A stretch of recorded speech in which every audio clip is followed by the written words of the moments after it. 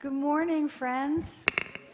Good morning and welcome, one and all, to the Unitarian Universalist Fellowship at Stony Brook, located on the traditional ancestral land of the Sitalkat people. Let's all of us here in the sanctuary welcome all of you who are joining us online with a warm, heartfelt wave. The camera is the one right up there to your left.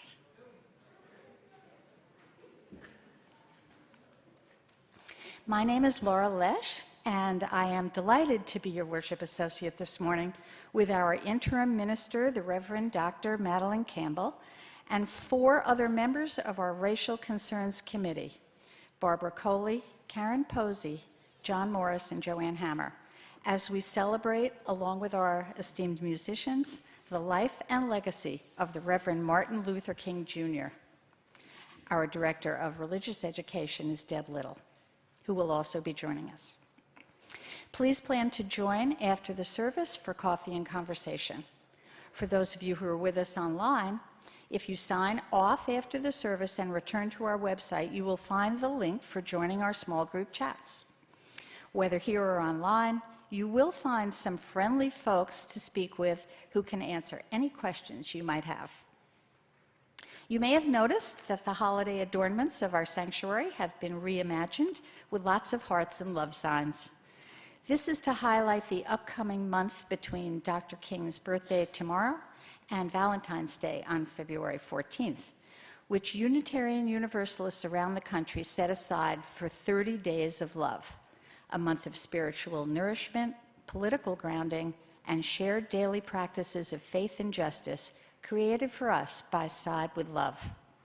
If you would like to participate, please refer to the news feed from last Thursday or to today's written announcements for more information and a link to the website where you can go and click on the subscribe button. For the next 4 Mondays, you will receive by email multiple written and video resources for your personal, family, or group use, which for use in the coming week. There will be activities, meditations, prayers, and other surprises. For those of you who have participated in past years, I've been told it's been found to be really worthwhile, and I encourage all of you who haven't not yet done so to give it a try. Please turn off the sound on your cell phones, allow your mind to clear, and your heart to open as we begin our time of worship together with the sounding of our bell.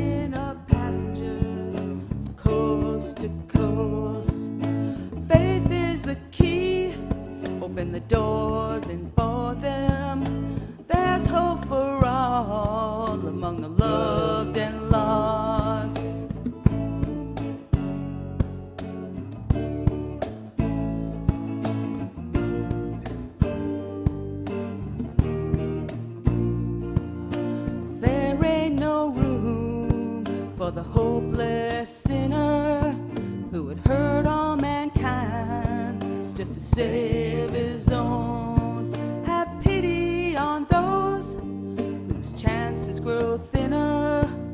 There's no hiding place against the kingdom's throne. So my people, get ready. There's a train coming. You don't need no baggage. You just get on board. All you need is faith to hear the diesels humming. You don't need no ticket, no. You just thank the Lord. You don't need no ticket, no. You just thank the Lord.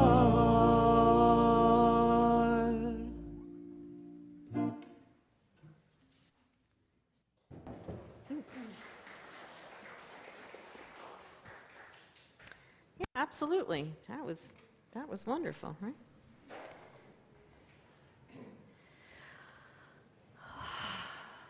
Come, beloveds. Come, enter into this space made holy by our presence.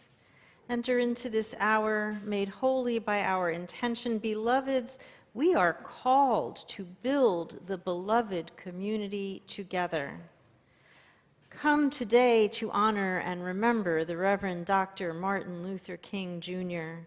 Come to heed his words. Come to follow his example. The work is in our hands. The world is in our hands. Come, let us worship together.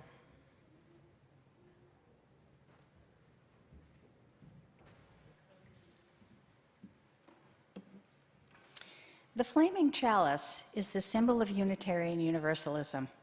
We kindle the flame of our faith in the cup of our covenant.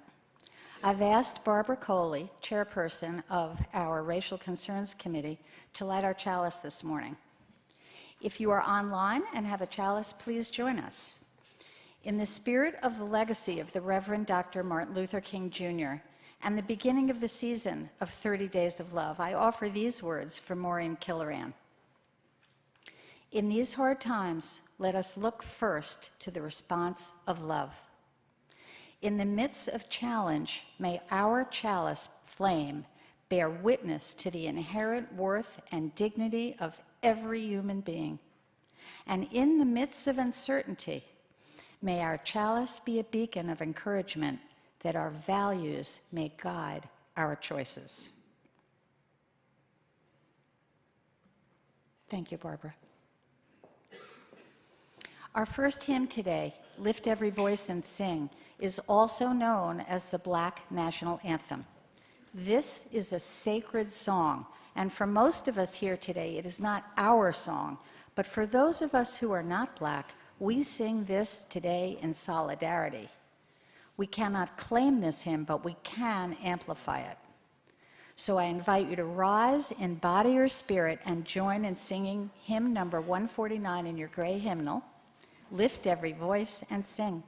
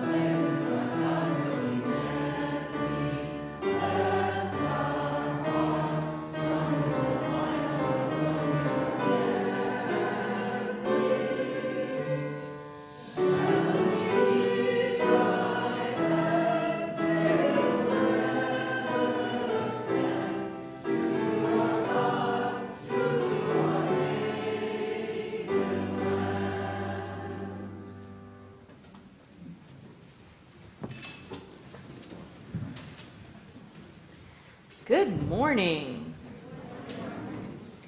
Well, if you didn't know before you came in this morning, you probably have guessed whose birthday it is tomorrow. Who knows?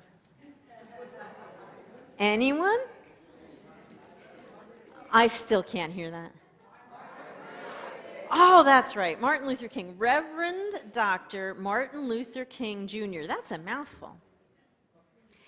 And tomorrow he would have been 95 years old, which is pretty old. But he didn't get to be 95 years old. He didn't get to be 55 years old. He was a pretty young man when he was killed for speaking out and doing what was right. Now, Reverend Dr. King, and I always call him Reverend Dr. King because he was a man of God. He was a Baptist minister, and he also had a PhD, a Doctor of Philosophy degree, and these are some big words, in theology. Now, maybe you don't know what theology is, but theology is like studying how people think about faith. And he did really important work in that area. And the way he thought about faith was that we have to live our faith out loud in the world and work to help the oppressed, work with the oppressed people to give oppressed people a voice. Well, he preached a message of love and nonviolence. And he said the way we change the world is by loving the world, but resisting what's not fair. And he was resisting what was not fair, always with love. And there were some people who had power who didn't like that message. So he went to Memphis one day to speak on behalf of sanitation workers. Who knows what sanitation workers are? Garbage men, the folks who collect our garbage. Can you imagine what life would be like if nobody collected our garbage? Now, if you've ever lived in New York City during a sanitation strike, you know what that's like. It means the garbage just piles up and piles up and piles up because nobody takes it away. I suppose it's not a super pleasant job, but it's a really important job. And the sanitation workers in Memphis, Tennessee, a lot of them were black people. And they weren't being treated fairly, so he went to speak, to get justice for the sanitation workers. And somebody responded to his message of love by killing him. So every year on his birthday, we now have a national holiday that's on his birthday, which is tomorrow. And this year, because he was actually born on January 15th, this year the holiday actually falls on his birthday. So we remember him and we celebrate him, but it's a good time for us to remember what he asked us to do. He asked us to love people so fiercely that we have to work to make sure everyone has a fair playing field. That we're not pushing anybody down, that nobody's being hurt. So how are we going to live out his message and celebrate him? By going to Martin Luther King Day sales?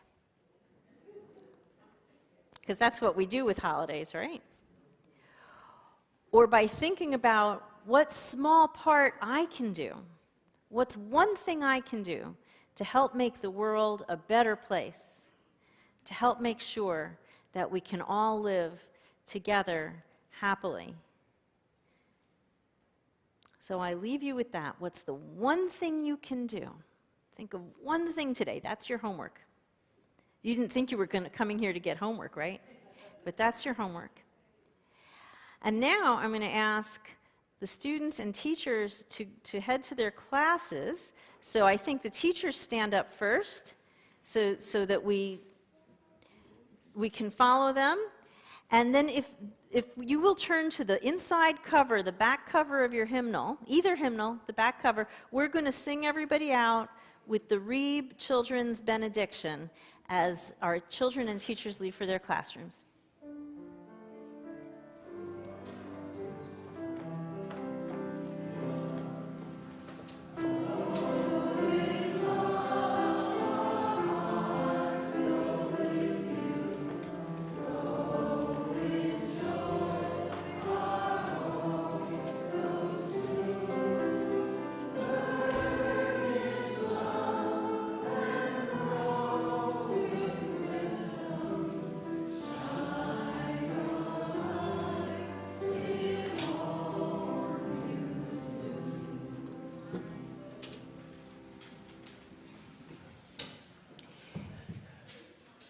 You all are invited to come forward and light a candle during the service, right up front, or for those of you online, light a candle at home for a silent joy or a sorrow or a prayer or whatever is in your heart. You might wish to do it during our meditation or perhaps during the offering. Joanne will begin our time of meditation with the words of a special poem. Then we will be sitting in silence for a moment or so. Bethany will bring us out of our silence, and we will end our meditation with singing hymn number 1040 in your teal hymnal, Hush. So you might want to turn to it and have it ready now.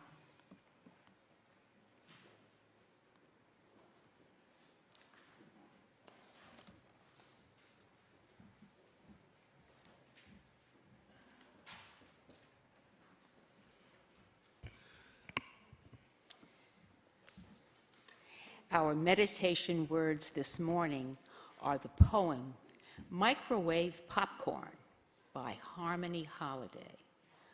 Harmony Holiday is a writer, dancer, archivist, and the author of 5 collections of poetry, including Negro League Baseball, Hollywood Forever, and Mafa.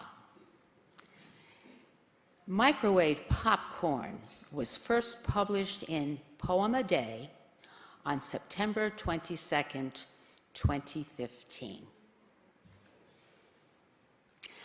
I think a lot of y'all have just been watching Dr. King get beat up, and vacillating opportunists straining for a note of militancy, and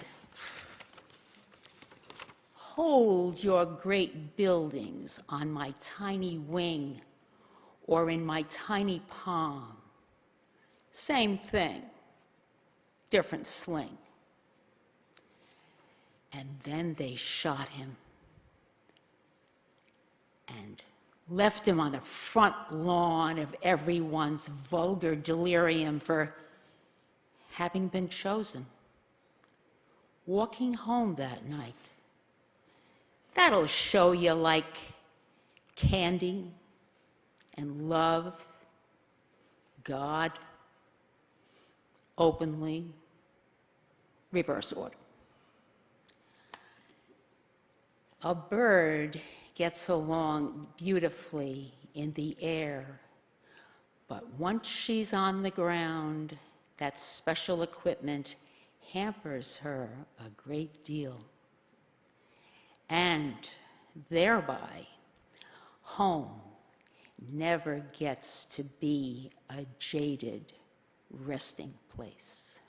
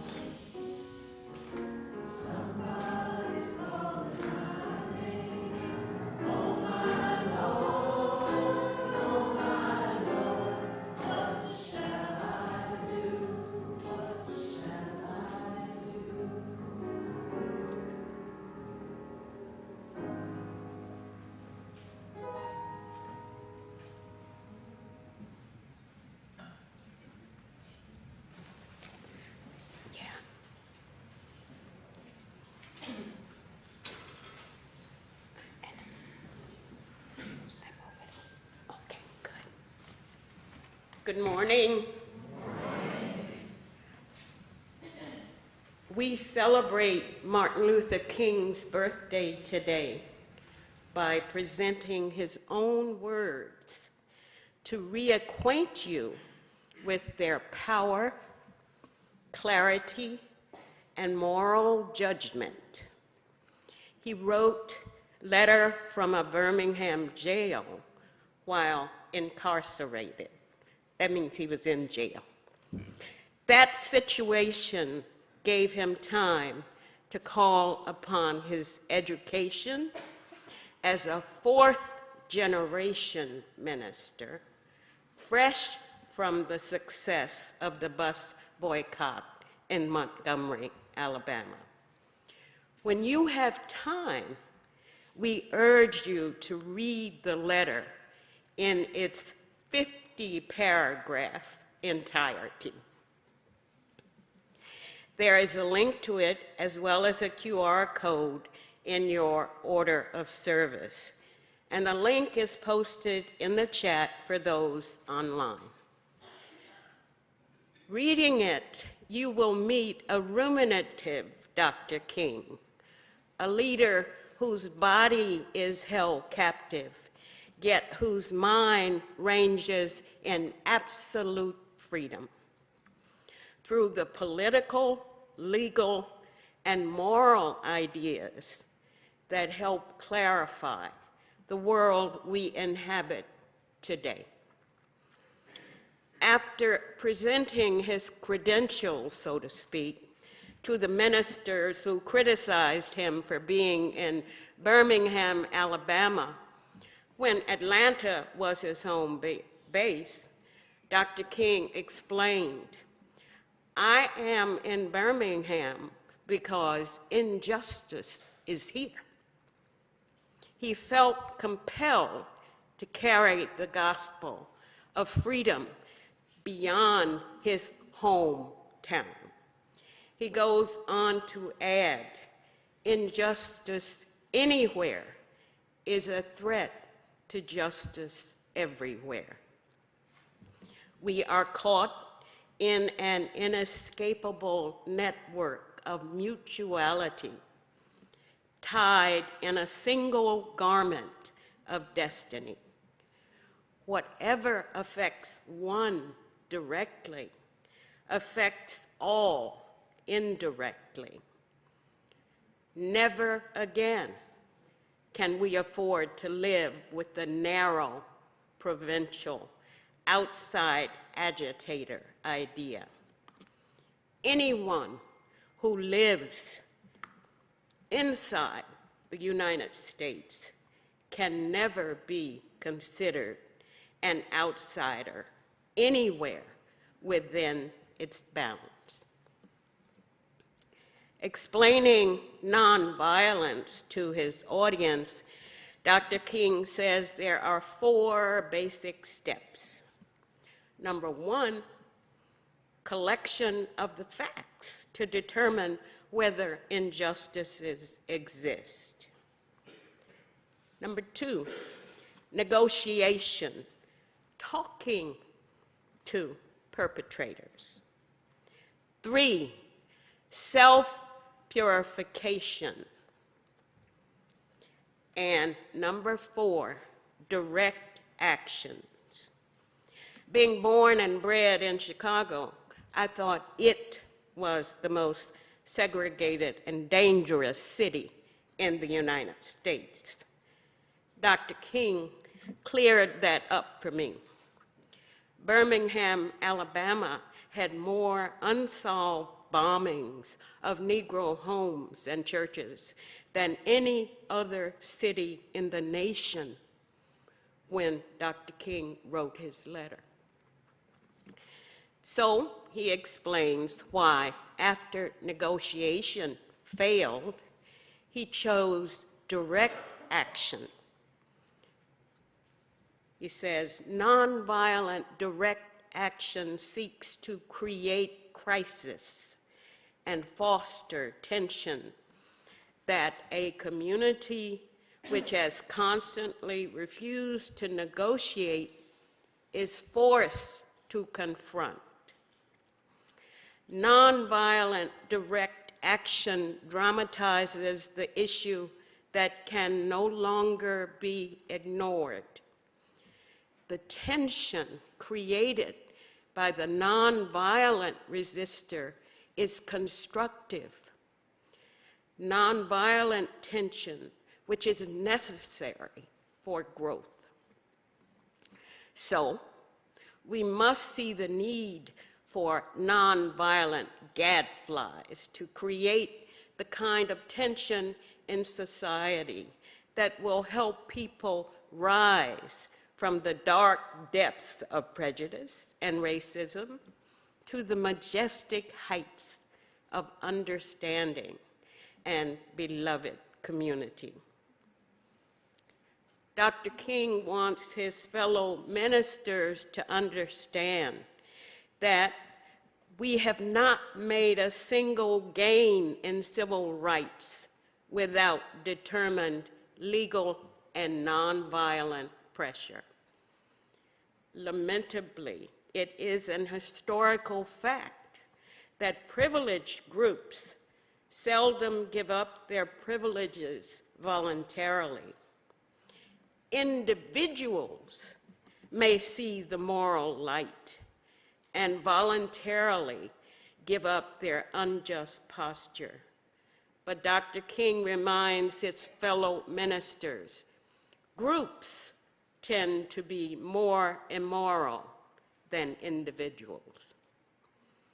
Talking about just and unjust laws, Dr. King states, a just law is a man-made code that squares with the moral law or the law of God. An unjust law is a code that is out of harmony with the moral law. Any law that uplifts human personality is just.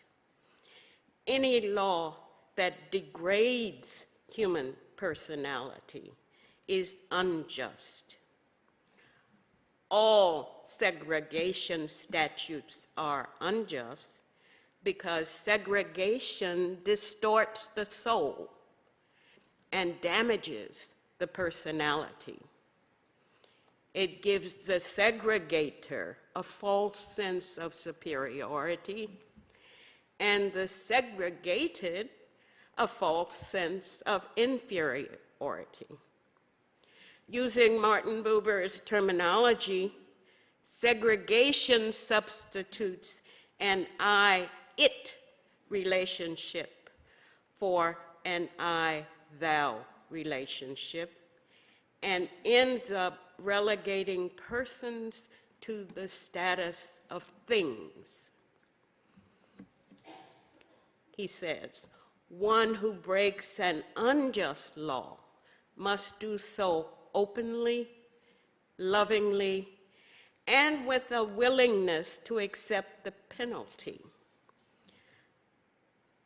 I submit that an individual who breaks a law that conscience tells him is unjust and who willingly accepts the penalty of imprisonment in order to arouse the conscience of the community over its injustice is in reality expressing the highest respect for law.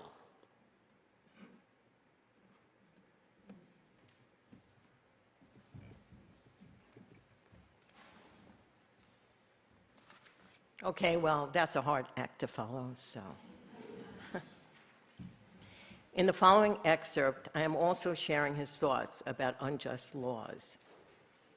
He reminds us that breaking an unjust law is showing the highest respect for law because it demonstrates to all of us the moral imperative of speaking out and acting out against those laws that at their core are morally reprehensible. He goes on to give some examples. We should never forget that everything Adolf Hitler did in Germany was legal. and everything the Hungarian freedom fighters did in Hungary was illegal. It was illegal to aid and comfort a Jew in Hitler's Germany. Even so, I am sure that had I lived in Germany at the time, I would have aided and comforted my Jewish brothers. If today I lived in a communist country where certain principles dear to the Christian faith are suppressed,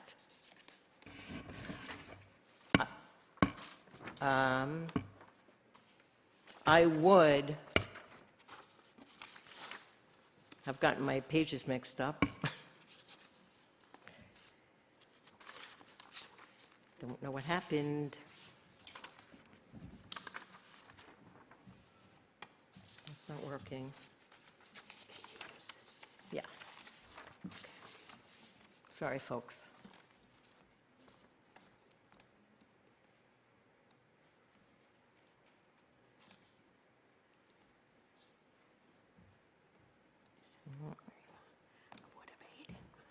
I would have aided and comforted my Jewish brothers. If today I lived in a communist country where certain principles dear to the Christian faith are suppressed, I would openly advocate disobeying that country's anti-religious laws. He also speaks about his hope that white moderates would reject the myth concerning time in relation to the struggle for freedom. He shares a letter that he received from a white brother in Texas who wrote, "All Christians know that the colored people will receive equal rights eventually, but it is possible that you are in too great a hurry. The teachings of Christ take time to come to earth." Dr. King tells us that this thinking is, quote, "such a tragic misconception of time from the strange rational notion that there is something in the very flow of time that will inevitably cure all ills." He points out that time itself is neutral and can be used for either good or for evil. He urges us to use time creatively in the knowledge that the time is always right to do right. Now is the time to make real the promise of democracy and transform our pending national elegy into a creative psalm of brotherhood.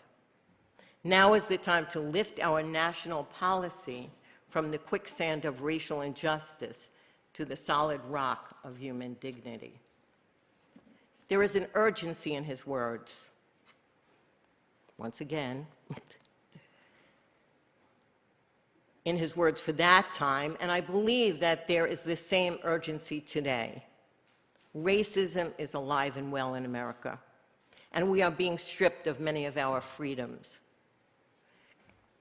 I have chosen these excerpts because our fellowship has passed the 8th principle, which states that we, the member congregations of the Unitarian Universalist Association, covenant to affirm and promote journeying towards spiritual wholeness by working to build a diverse, multicultural, beloved community by our actions that accountably dismantle racism and other oppressions in ourselves and our institutions.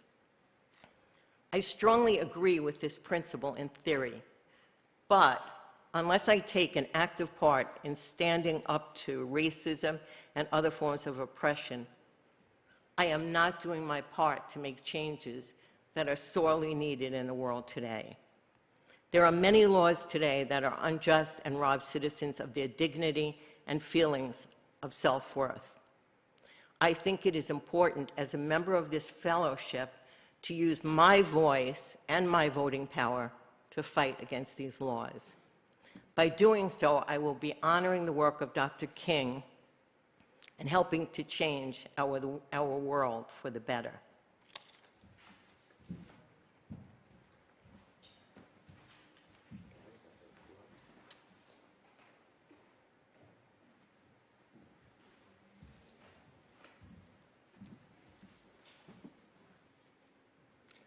Good morning. I've selected excerpts from a section of Dr. King's letter in which he shares thoughts about extremism and violence. Dr. King's words now. You speak of our activity in Birmingham as extreme. At first, I was rather disappointed that fellow clergymen would see my nonviolent efforts as those of an extremist. I began thinking about the fact that I stand in the middle of two opposing forces in the Negro community. One is a force of complacency. The other force is one of bitterness and hatred, and it comes perilously close to advocating violence. I've tried to stand between these two forces, saying that we need emulate neither the do-nothingism of the complacent, nor the hatred and despair of the black nationalist. For there is the more excellent way of love and nonviolent protest. It's well known that Dr. King was committed to nonviolence, but in the paragraphs that follow, he showed an understanding of the possibility of violence. If this philosophy of love and direct action, direct nonviolent action, had not emerged, by now many streets of the South would, I am convinced, be flowing with blood. Oppressed people cannot remain oppressed forever. The yearning for freedom eventually manifests itself, and that is what has happened to the American Negro. Something within has reminded him of his birthright of freedom, and something without has reminded him that it can be gained. With his black brothers of Africa and his brown and yellow brothers of Asia, South America, and the Caribbean, the United States Negro is moving with a sense of great urgency toward the promised land of racial justice. If one recognizes this vital urge that has engulfed the Negro community, one should readily understand why public demonstrations are taking place. The Negro has many pent-up resentments and latent frustrations, and he must release them. If his repressed emotions are not released in nonviolent ways, they will seek expression through violence. This is not a threat, but a fact of history. So Dr. King's words, I find, also ring true in the context of violence happening around the world today.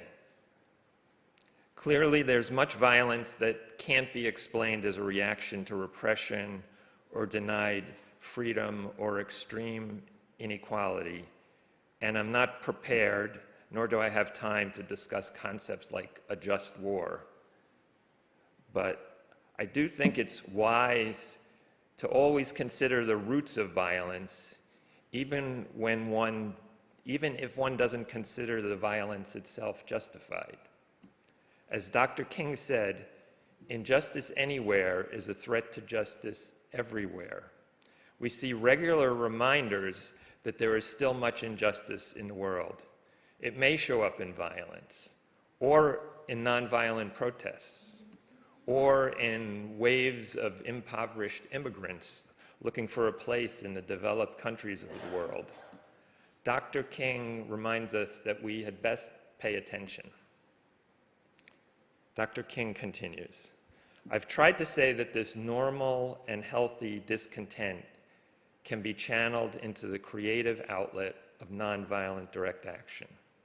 And now this approach is being termed extremist. Though I was initially disappointed at being categorized as an extremist, I gradually gained a measure of satisfaction from the label. Was not Jesus an extremist for love? Love your enemies, bless them that curse you, do good to them that hate you, and pray for them which despitefully use you and persecute you. Was not Amos an extremist for justice? Let justice roll down like waters and righteousness like an ever-flowing stream. The question is not whether we will be extremists, but what kind of extremists we will be. Will we be extremists for hate or for love? Will we be extremists for the preservation of injustice or for the extension of justice. Perhaps the South, the nation, and the world are in dire need of creative extremists.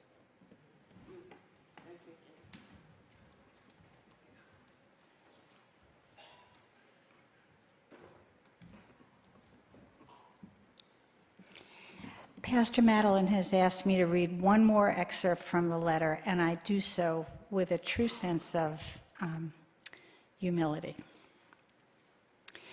There was a time when the church was very powerful. It was during that period that the early Christians rejoiced when they were deemed worthy to suffer for what they believed. In those days, the church was not merely a thermometer that recorded the ideas and principles of popular opinion. It was the thermostat that transformed the mores of society. Wherever the early Christians entered a town, the power structure got disturbed and immediately sought to convict them for being disturbers of the peace and outside agitators. But they went on with the conviction that they were a colony of heaven and had to obey God rather than man. They were small in number, but big in commitment. They were too God-intoxicated to be astronomically intimidated. They brought an end to such ancient evils as infanticide and gladiatorial context.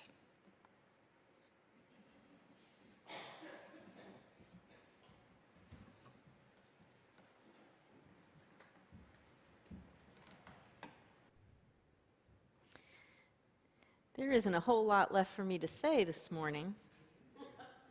I'm going to talk anyway, because, you know, I'm a preacher. I wish we had time to read the whole letter this morning, and I really do encourage you to click on that QR code or take a picture of that QR code and go to the link and read it at your leisure. It is worth studying and worth reading and worth taking to heart. And he uses church a lot in there. I know that's a difficult word for some folks here. I'm going to ask you not to get hung up on the word church. Reverend Dr. King was a Baptist minister. In fact, he had considered Unitarian Universalism, and are you ready to be convicted?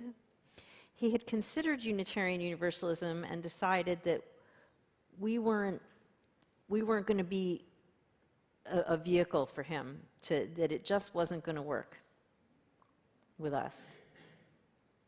Ouch. Right?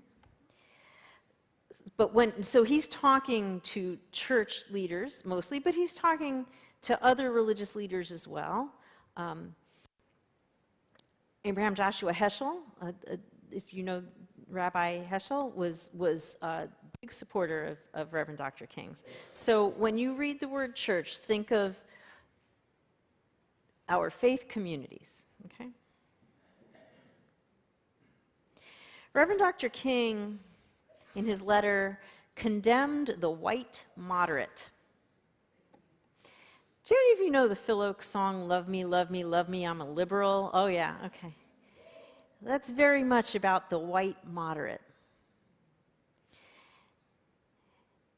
And he condemned white religious leaders, noting that there were a few exceptions.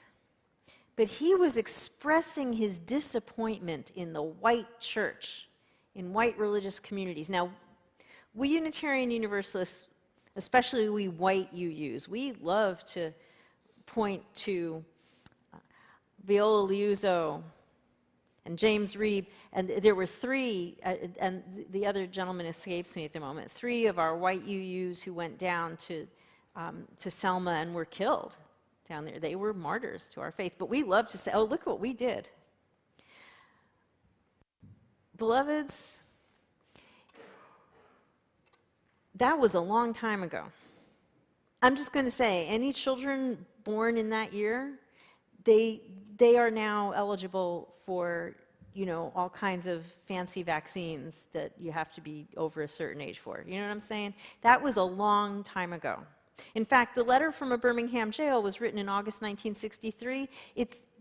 That's over 60 years ago now. And we have not brought Reverend Dr. King's dream to fruition yet in this country. I think 60 years is enough time. What have we been doing? We need to get off our bottoms. So he condemned white moderates. He condemned the white church for saying, oh, you know, too much too soon. Wait. Well, that is something that privileged people love to do and to say, because wait, no, it'll happen, just give it time, is a way that we get to preserve our own comfortable place.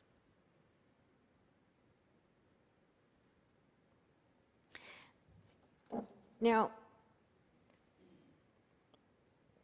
perhaps you've heard me speak about how sometimes we need in worship to be willing to be a little uncomfortable, or to have things that don't speak to me directly so that it might speak to the person next to me.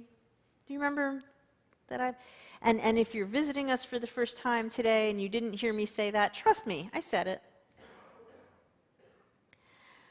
How uncomfortable are we willing to be in the world to build the beloved community?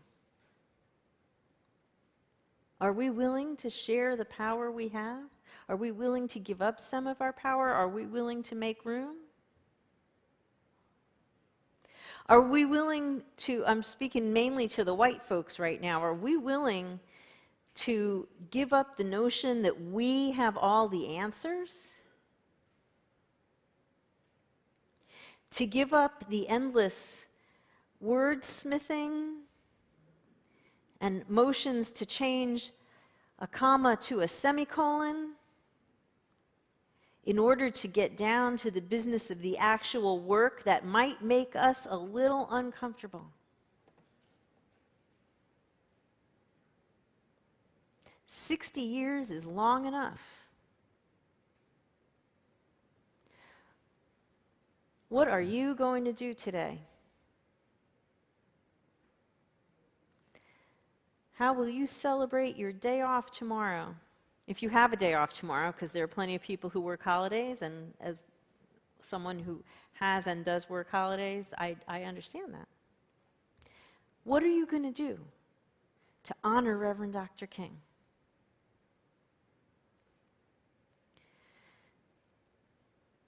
Not just give lip service to. Are you proud of our Black Lives Matter banner? Yeah. Okay.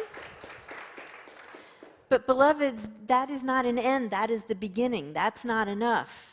We say it, now we have to do it. Are you ready to do it? Yes. Are you ready to do it? Yes. I don't think the people who are watching at home heard that. Are you ready to do that? Yes. Okay. Register to vote, then go vote. Then be a thorn in the side of your elected representatives. Can you do that? Yes. Okay. When you see injustice somewhere, speak up about it. Can you do that? Yes. Be an ally. If you are not oppressed in a particular situation and someone else is being oppressed, can you say, what do you need from me in this moment, and then do it? Yes. That one was a little shaky. Can you do that? Can you speak up in the face of oppression? Okay. Beloveds, we have work to do, but we can do it together.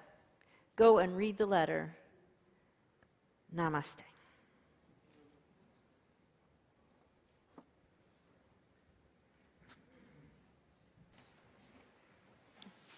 And I'm going to give you a place to start. It's our spiritual practice at each worship service to share our offering plate with an organization working for a more just future. Multicultural Solidarity is a grassroots organization founded by our fellow fellowship members, Joel and Doris Diamond. In honor of Joel's recent 80th birthday, we are going to make his wish come true by designating this unique organization as the recipient for this month of January. Their signature program is Diversity, Friendship, and Listening Circles, which are designed to build relationships across artificial divides while addressing issues of race, misogyny, and others. Please give with generosity to support this local organization doing such important and caring work. You can contact Joel about how to attend a Diversity Circle event. You will make some incredible friends and gain new insight into what our brothers and sisters of color are living with. You may make your gifts on the plate or online. For those online, the link to donate is in the chat box. Your offering will be most gratefully received.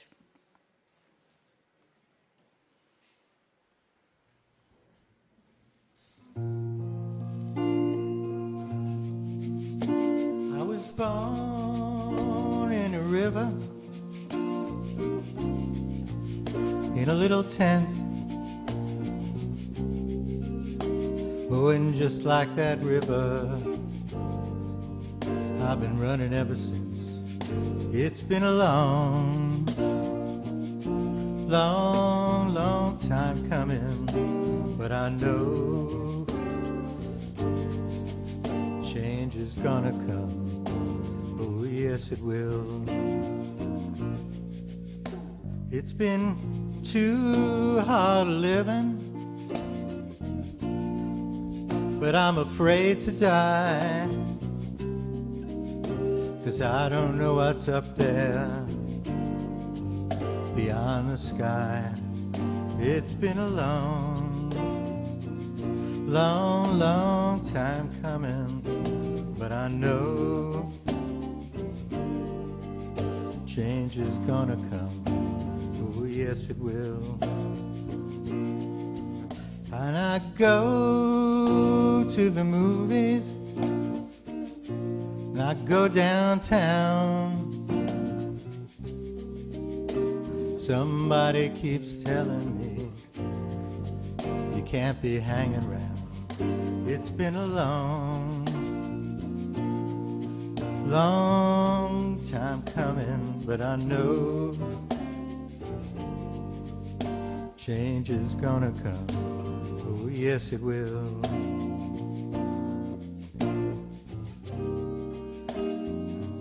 Then I go to my brother,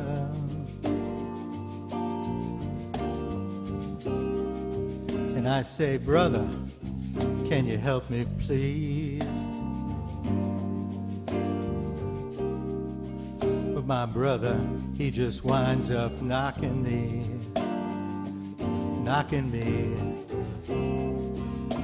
right back down on my knees. There've been times when I thought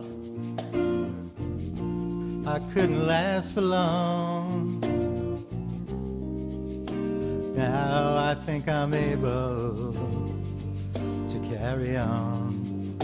It's been a long, long, long time coming, but I know change is gonna come. Oh, yes, it will.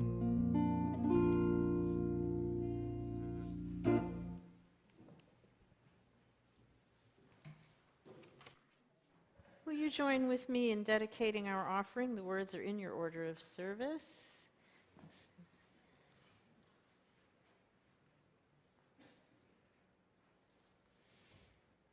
To the work of our faith, which is weaving a tapestry of love and action, we dedicate our lives and these our offerings.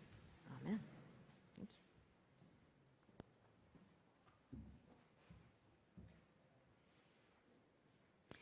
And now I invite you to rise in body or spirit and join in singing our final hymn, number 169, We Shall Overcome.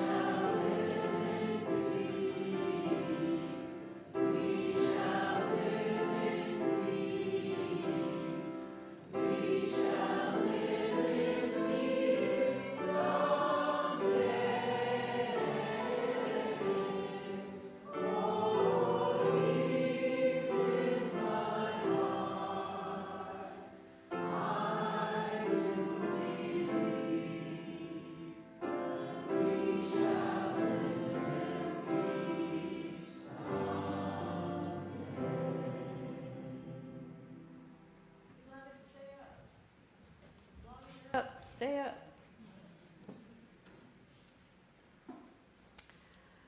Go in peace. Go in love. Go and do the work to build the beloved community and go always in the footsteps of the holy. Amen. And now we extinguish our chalice flame, for our worship has ended and our service begins. Now I invite you here in the sanctuary to, as you're sitting back down again, go ahead and wave goodbye to the folks at home in the camera on your left. There we go.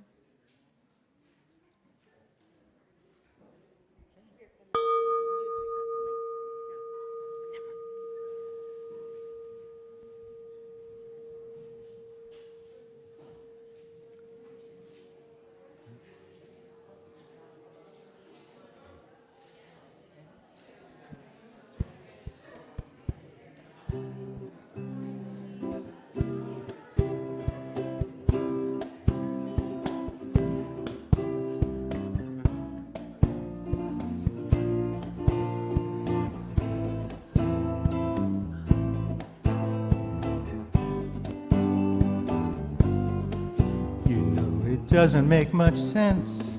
There ought to be a law against anyone who takes offense at a day in your celebration, 'cause we all know in our minds that there ought to be a time that we can set aside to show just how much we love you, and I'm sure you would agree what could fit more perfectly than to have a world party on the day you came to be. Happy birthday to you. Happy birthday to you. Happy birthday. Happy birthday to you. Happy birthday to you. Happy birthday. I just never understood how a man who died for good could not have a day that would be set aside for his recognition. It never just should be, because some just cannot see. The dream is clear as he, that they should make it become an illusion. We all know everything that he stood for time will bring, for in peace our hearts will sing, thanks to Martin Luther King. Happy birthday to you. Happy birthday to you. Happy birthday. Happy birthday to you. Happy birthday to you. Happy birthday. Why has there never been a holiday where peace is celebrated all throughout the world? Time is overdue for people like me and you.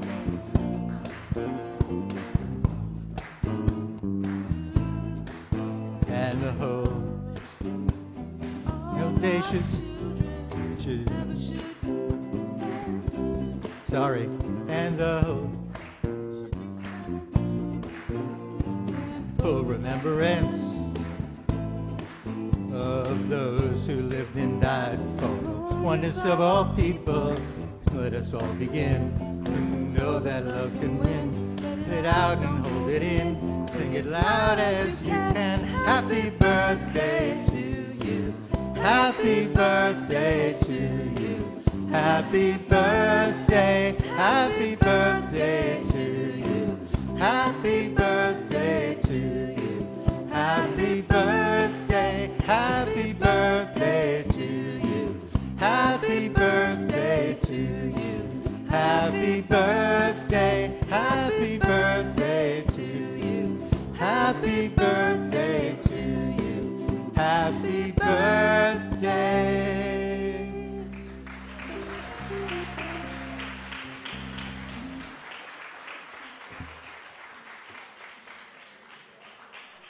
totally lost my place.